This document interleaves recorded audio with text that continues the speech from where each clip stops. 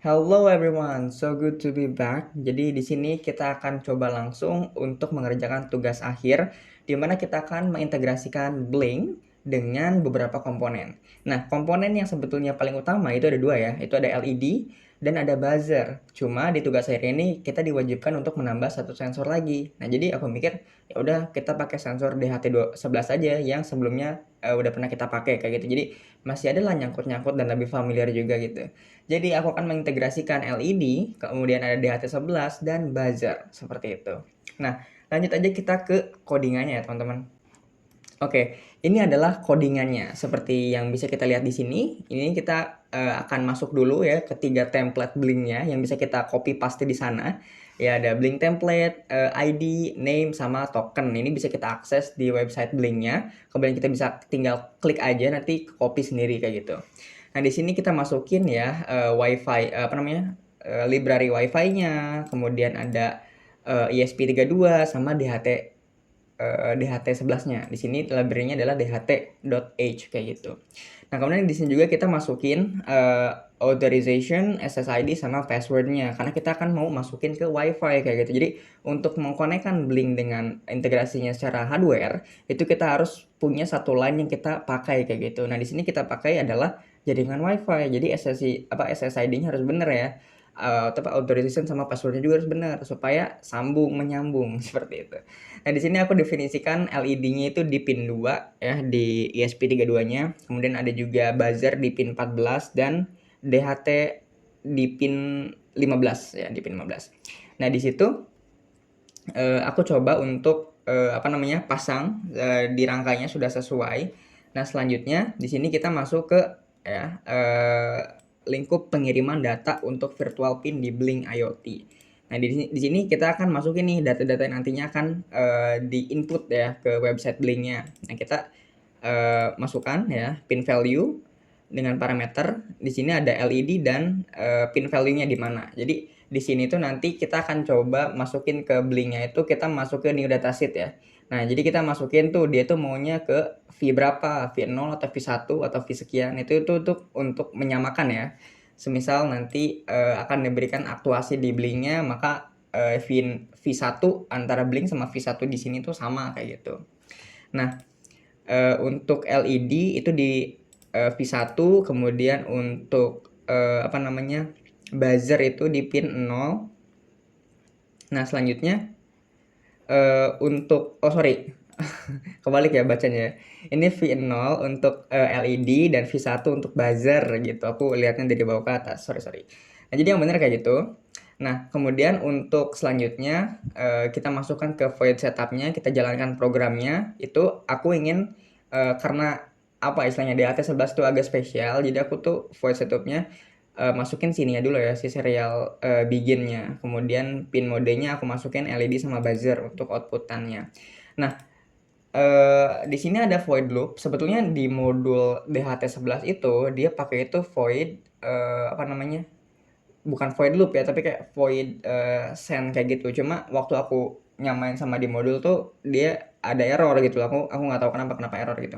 Nah, jadi aku masukin void loop di sini gitu loh.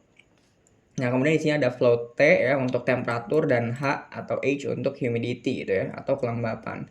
Nah, di sini akan nantinya ditampilkan di serial monitornya karena aku ingin istilahnya cepat aja kayak gitu karena takutnya akuisisi datanya itu agak lama karena kan kalau pakai internet kan ya meskipun let's just say real time tapi kan kayak nggak real time kita pikirkan kayak ada aja atenuasi kayak ada pendingnya juga gitu. Nah, di sini aku masukin ya untuk H-nya itu di F2 di virtual pin 2 dan F3-nya untuk yang T atau si temperatur kayak gitu.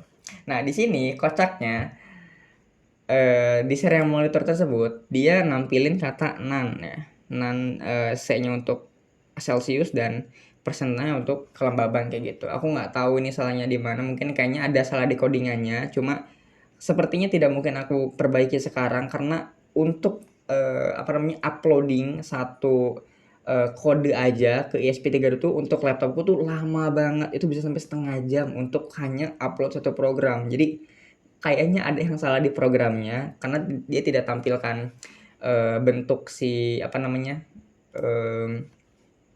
bentuk si sensornya seperti apa gitu, sensornya, bentuk besarannya seperti apa gitu. Jadi dia kayak gitu. Harusnya kan misalkan kalau misalkan temperaturnya 29 derajat kayak gitu, ya udah dia nampilin 29 derajat C ya, atau 29 derajat Celcius kayak gitu. Cuma di sini nggak kebaca, dia bacanya gitu. Mungkin ada yang salah pembacaan ya, atau salah penginputan kode seperti itu. Jadi tapi at least untuk programnya ini running well kayak gitu. Mungkin harus dibenerin sintaksnya aja. Nah, selanjutnya kita coba untuk melihat si Blink-nya. Nah, ini adalah tampilan dari Blink-nya. Nah, di sini aku masukkan 3 dashboard ya untuk LED, buzzer, sama suhu dan kelembaban. Karena DHT11 itu sejatinya dia sebetulnya bisa ngukur 2 ya, sekaligus suhu sama kelembaban. Nah, nanti kalau misalkan si LED-nya aku ini belum dikonekin ya. Nanti semisal si LED-nya aku klik seperti itu, nah nanti dia itu akan menyala. Nah, begitupun buzzer kayak gitu. Dan suhu pun harusnya kalau misalkan dia, tapi kan tidak terbaca ya, kalau tidak terbaca nanti dia nggak akan kebaca juga di sini. Jadi kalau misalkan suhu sama kelembaban mungkin nggak akan kelihatan ya untuk eksekusinya, karena ya dia nggak kebaca gitu loh, di serial monitornya pun dia nampilin katanan kayak gitu. Nah, mungkin lanjut aja kita ke rangkaiannya ya. Nah, oke, ini adalah rangkaiannya. Ini ada DHT 11-nya. Ada aku pakai breadboard, ada LED yang warna kuning, dan resistor untuk pengamannya juga. Ada juga kabel jumper, konektor untuk mengkoneksikan. Kemudian ada buzzer, ini aku pakai buzzernya, sama si ESP32 yang udah kesambung ya. Nah, jadi aku coba, mungkin nggak kelihatan di sini, tapi aku ini lagi di depan layar Blink ya. Jadi semisal aku klik di sini itu harusnya si LED yang ini tuh bakal nyala ya teman-teman. Jadi kita langsung aja coba ya LED-nya apakah betul atau tidak kayak gitu. Oke, jadi memang agak ada delay sedikit, tapi ya it work gitu ya, LED-nya nyala. Kemudian mari kita coba buzzernya ya, apakah buzzernya juga akan menyala. Coba aku matiin dulu LED-nya. Oke, buzzer menyala ya. Jadi kalau misalkan LED sama buzzer nyala nggak nih dua-duanya nih? Set. Oke, jadi LED dan buzzer sudah menyala ya. Cuma masalahnya seperti yang kita sudah prediksi, di si suhu sama kelembabannya itu dia tetap masih 0 seperti itu. Jadi dia memang tidak terbaca. Tapi ya untuk LED dan buzzernya memang sudah work sih. Jadi harusnya mungkin bisa dibenarin dari codingannya saja. Mungkin segitu aja yang bisa saya sampaikan. Sekian dan terima kasih.